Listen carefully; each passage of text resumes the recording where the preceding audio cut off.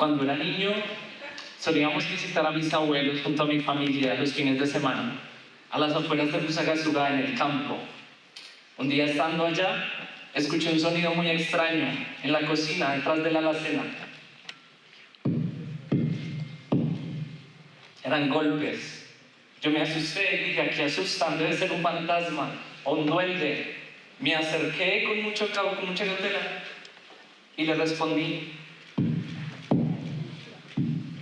Y el fantasma respondía. Traté con patrones más rítmicos, dije, el fantasma quiere decirme algo, pero no entiendo qué. Y el fantasma respondía, pero le costaba un poco más de trabajo. Y yo dije, fantasma sí, pero tal vez no muy brillante, le cuesta trabajo. Llamé a mi mamá para mostrarle. Corrimos la alacena y detrás lo que había no era un fantasma, pero era muy similar. Era un insecto, una esperanza. Insectos que, como los fantasmas, a veces pasan desapercibidos, pero tienen mucho que contarnos. Hablando de sonidos, cuando vamos a Tierra Caliente, al paseo de olla o a bañarnos en el río, ¿qué es lo primero que escuchamos?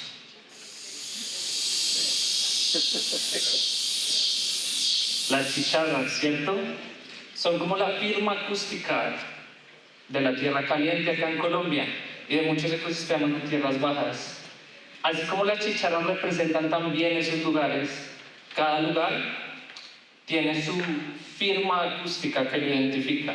A ese conjunto de sonidos le llamamos paisaje sonoro. Y los insectos son los grandes protagonistas. Un poco volviendo a la historia del fantasma, resulta que ese fantasma era una esperanza. Las esperanzas son insectos que pueden producir sonido, debido a que tienen estructuras especializadas en sus alas. Son filas de dientes que frotan como si fuera un violín. Y así se comunican. Pero con sus patas, y así suena. Yo creo que todos la hemos escuchado en algún momento, pero no sabemos qué son esperanzas. Pero con sus patas producen vibraciones también y pueden percibirlas a su vez. Y eso puede explicar lo particular de esa historia tan interesante. Sin embargo, hasta hoy en día, la ciencia aún no describe a un insecto capaz de imitar sonidos o golpes. Es anecdótico. Y no fue sino hasta que estudié biología posteriormente que me di cuenta de lo particular de la situación. Yo nunca fui fan de los insectos. De niño siempre me parecieron desagradables o molestos incluso. Pero cuando los observé bajo un microscopio en la universidad por primera vez, marcó un antes y un después. Me di cuenta de lo complejos y hermosos que pueden llegar a ser incluso. Volviendo al paisaje sonoro, los insectos son protagonistas del paisaje sonoro, no solo en Tierra Caliente. Los insectos son muy importantes en el paisaje sonoro. Cuando vamos a cualquier sitio, Tierra Caliente, las chicharras, pero siempre escuchamos grillos, están siempre presentes. Si la orquesta, si el paisaje sonoro fuera una banda,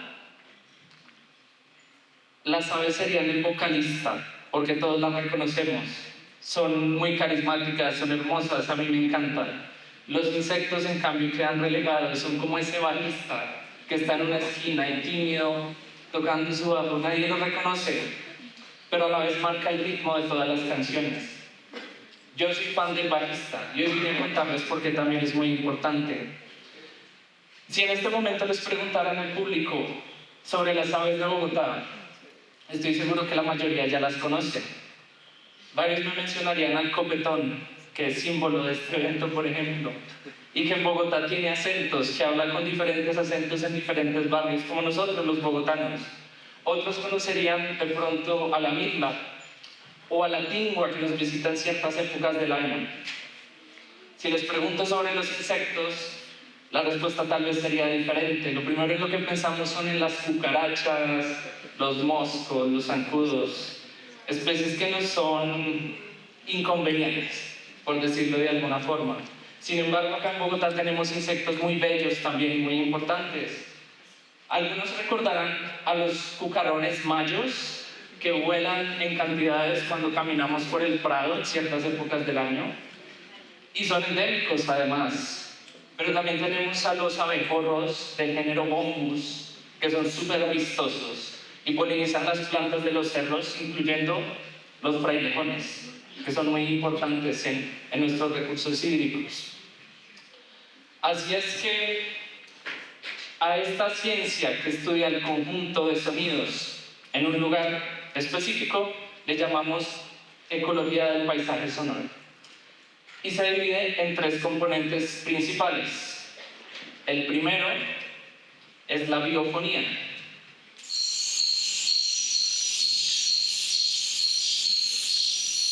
que incluye los sonidos de todos los seres vivos, de los animales, fuentes naturales de seres vivos, incluyendo a los grillos, las chicharras, las esperanzas, que hoy las conocimos, pero también las aves, las ranas, y mamíferos, los monos aulladores o los murciélagos, que emiten sonido, pero que no podemos escuchar porque es ultrasónico.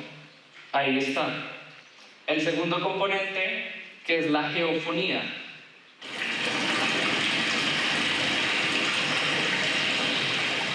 Incluye los sonidos naturales de fuentes no vivas, como la lluvia, el agua que corre, los truenos, los relámpagos. Y el tercer componente de ese paisaje sonoro va a ser la antropofonía.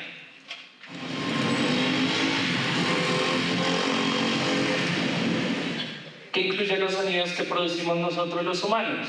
El sonido del tráfico, de las ambulancias, de las sirenas o de la música.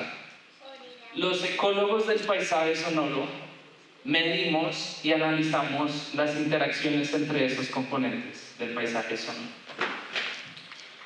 Ahora, si bien los insectos son los protagonistas del paisaje sonoro, no solo en tierra caliente, incluso en las ciudades, en las zonas verdes y en los parques, su estudio aún es incipiente. Los insectos son muy importantes porque tienen un gran potencial como bioindicadores. Son abundantes, omnipresentes, están en todas partes, pero también efímeros porque sus vidas son muy cortas. Y eso hace que sea posible obtener una información constante y de gran resolución a nivel temporal y geográfico. Sin embargo, a nivel temporal y geográfico. Los insectos cantantes, debido a su capacidad de avisarnos dónde están ubicados, tienen un potencial como bioindicador aún mejor que los insectos en general. Un bioindicador es un organismo que por su presencia, ausencia o comportamiento nos indica la calidad de un ecosistema. Por ejemplo, los acueductos usan a las larvas de insectos que están en los ríos, quebradas, en las fuentes hídricas, como indicador de la salud de ese ecosistema, de la calidad del agua, porque resulta que son muy sensibles a los cambios en contaminación. Si la larva está, el agua es buena; si la larva no está, está contaminada. Los insectos sonoros, con su canto, nos indican su ubicación. No es necesario ir a buscarlos como la larva, que hay que buscarla, capturarla, contarla y medirla. Los grillos, las esperanzas, las chicharras, nos anuncian que están ahí. Los ecólogos del paisaje sonoro desplegamos, gracias a las nuevas tecnologías, micrófonos como este, se pueden dejar en el campo por días, semanas y años. Esa información constante la analizamos con modelos de inteligencia artificial que nos ayudan a detectar las especies y podemos generar estados de la calidad de los ecosistemas. Por eso quiero invitarlos a que escuchemos más en los insectos. Y hay una parte triste de esta historia, y es que son muy desconocidos, sobre todo en el trópico y en Colombia. Las poblaciones de insectos declinan dramáticamente día tras día en el llamado apocalipsis insecto.